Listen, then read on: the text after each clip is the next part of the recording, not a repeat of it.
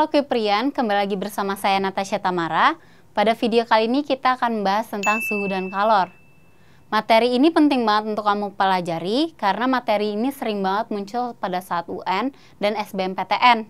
Selain itu, pada kehidupan sehari-hari kamu tidak akan terlepas dari yang namanya suhu dan kalor.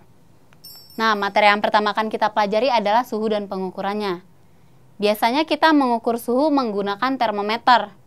Termometer yang seperti ini ada tabungnya, ada pipa kapilernya dan diisi oleh cairan. Cairan pengisinya itu adalah cairan raksa. Kenapa cairan raksa? Karena yang pertama dia tidak membasahi dinding pipa kapiler. Yang kedua, mudah terlihat karena warnanya mengkilap. Yang ketiga, cepat mengambil panas. Yang keempat, jangkauannya cukup jauh, yaitu minus 39 derajat Celcius sampai 357 derajat Celcius. Yang kelima, volume air raksa ini berubah secara konstan. Nah, ini adalah satuan-satuan dari suhu. Ada Celsius, Reaumur, Fahrenheit, dan Kelvin. Di mana titik beku untuk Celsius itu 0, untuk Reaumur 0, untuk Fahrenheit 32, untuk Kelvin 273. Dan titik didihnya untuk Celsius 100, untuk Reaumur 80, untuk Fahrenheit 212, dan untuk Kelvin 373.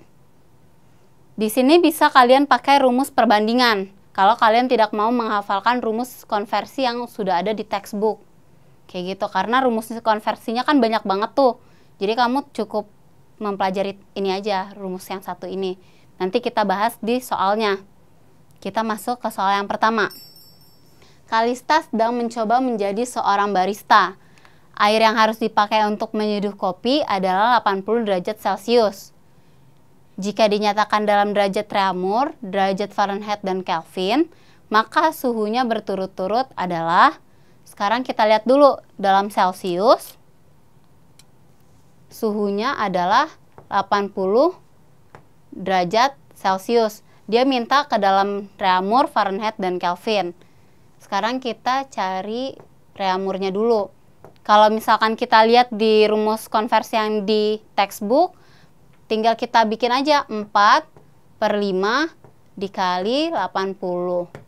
Sama dengan 5 sama 80 kan bisa dicoret nih, jadi 16.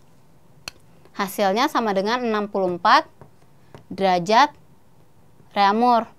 Sekarang kita lihat yang Fahrenheit-nya. Kalau Fahrenheit kalian lihat di rumus di textbook itu 9/5 dikali 80. Setelah itu nanti hasilnya kalian jumlah sama 32. Ini kita coret lagi. 16. 9 dikali 16 itu 144. Ditambah 32 sama dengan 176 derajat Fahrenheit. Yang terakhir dia minta ke Kelvin, berarti suhu Kelvinnya itu sama dengan, kalau Kelvin kan kalau dilihat di textbook dia tinggal TC ditambah 273 kan, berarti tulis saja 80 tambah 273 sama dengan 353 Kelvin. Nah, khusus untuk yang Kelvin ini nggak perlu ada penambahan derajatnya lagi. Jadi tinggal cukup 353 Kelvin kayak gitu. Jadi jawabannya itu adalah yang A. Gimana? Gampang kan Keprian? Kita lanjut ke soal berikutnya ya. Oke, kita lanjut ke soal berikutnya. Suhu sebuah larutan yang dipanaskan adalah 176 derajat Fahrenheit. Termometer X memiliki skala 40 derajat X sampai 140 derajat X.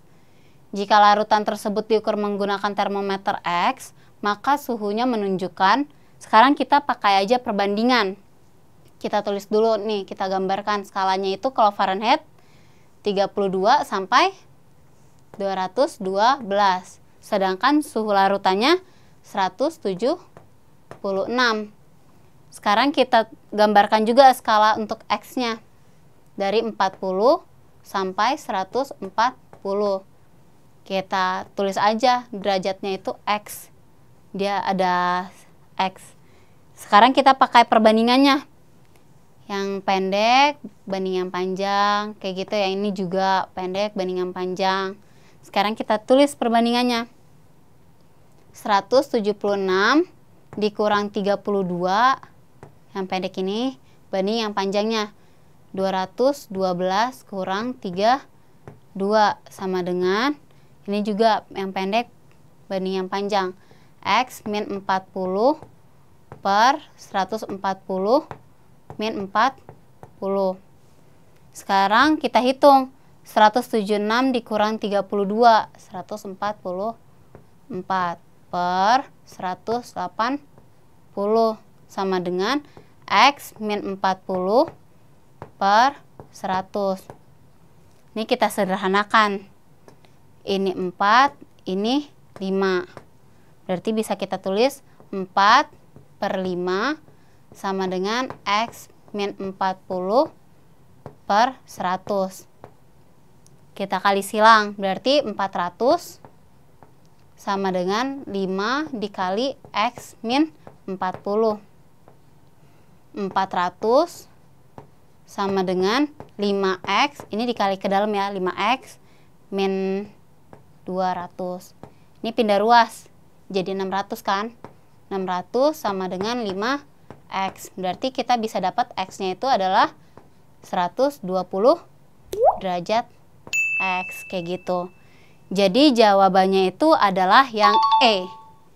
Gimana? Gampangan Kuiprian? Nah, supaya lebih pinter lagi, supaya lebih ngerti lagi, dikerjakan soal latihannya, terus diputar-putar lagi videonya. Semoga bermanfaat. Salam Kuiper.